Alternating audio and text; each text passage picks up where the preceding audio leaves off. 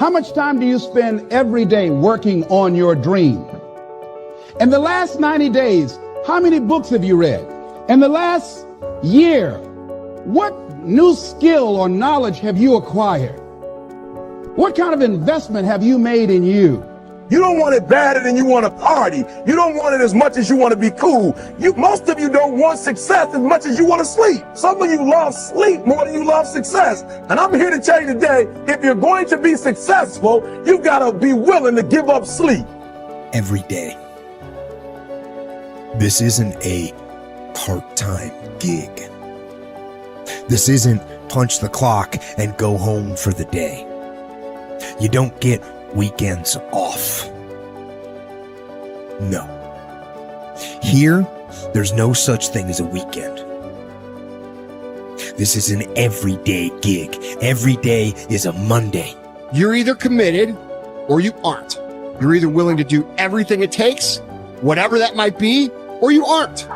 You either are willing to go through hell and high water and fire and brimstone to get to your goals, or you aren't. This is the time for you to go into warrior mode. The dreams that you have are not going to fall into your lap. We all want that. We all want the easy route. We all want it to happen fast.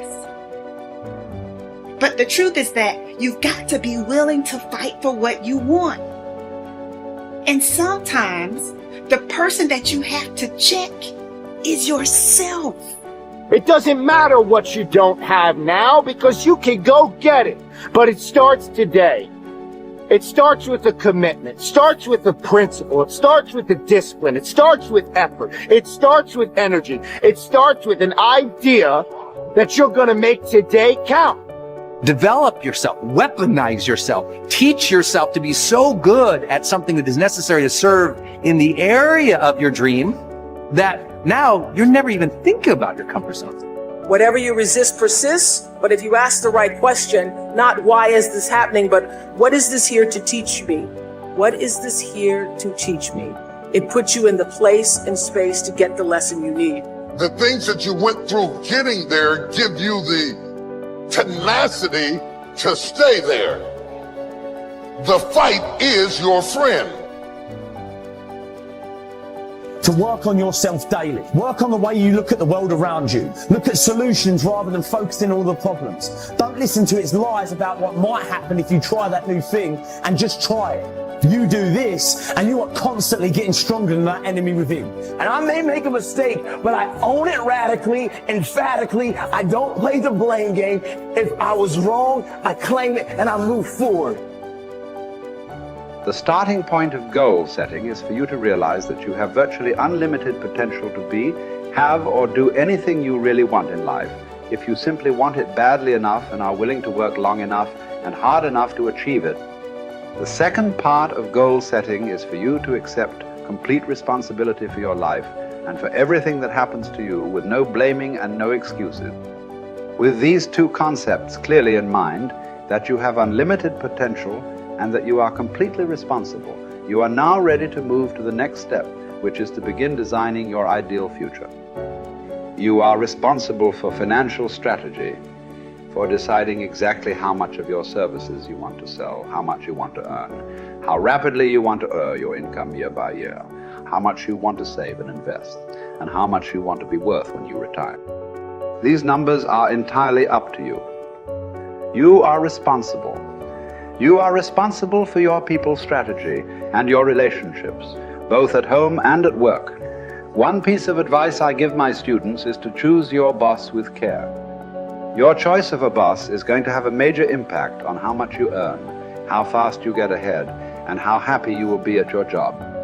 By the same token, your choice of a mate and friends will have as much or more to do with your success and happiness than any other decisions you make. If you are not happy with any of your current choices, it is up to you to begin taking steps to improve or change them. Finally, as president, you are in complete charge of personal research and development, personal training and learning.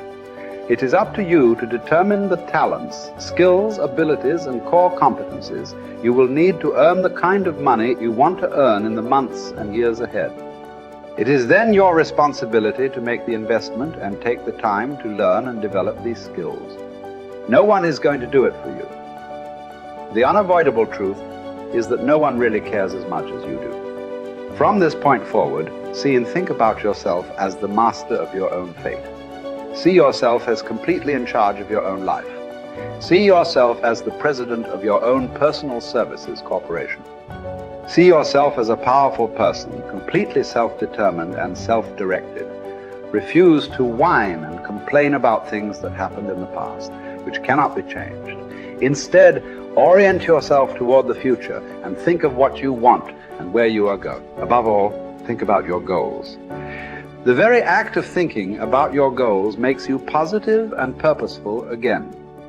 And if you decide today to go for the apple instead of the Hershey bar, I'm telling you, you have begun the process of turning your life around. And if you keep up that process, not only with your health habits, but with your money habits and with your communication habits, with your sales habits, management habits, and every other habit that you've got, if you'll start that process, eliminate the errors and replace it with disciplines practiced, I'm telling you, you can start this process of life change immediately. After today, you don't ever have to be the same again. Only by choice. You don't have to walk out of here the same as you walked in today. Only by choice. You can start a whole new process. And you say, well, Mr. Owen, is it that simple? Yes, it's that simple. Where else would you start but with an apple? You don't have to start with something staggering, and everybody has it within their power. What was so happy for me to find out at age 25, Mr. Shove said, Mr. Owen, you don't have to change countries. But you do have to change philosophy. And if you'll change philosophy, not country, you can turn around your income, you can turn around your bank account, you can turn around your skills, you can become capable, powerful, sophisticated, healthy, influential, all the other equities that you could possibly want out of your life, using the only stuff there is and not trying to change any of this stuff. Appreciate all of this stuff with all of its ups and downs, with all of its mystery of why it works and sometimes it doesn't work. Don't challenge this. You don't have to ask for another planet. You don't have to ask for another country. Just ask for another book. Ask for another seminar. Ask for another idea.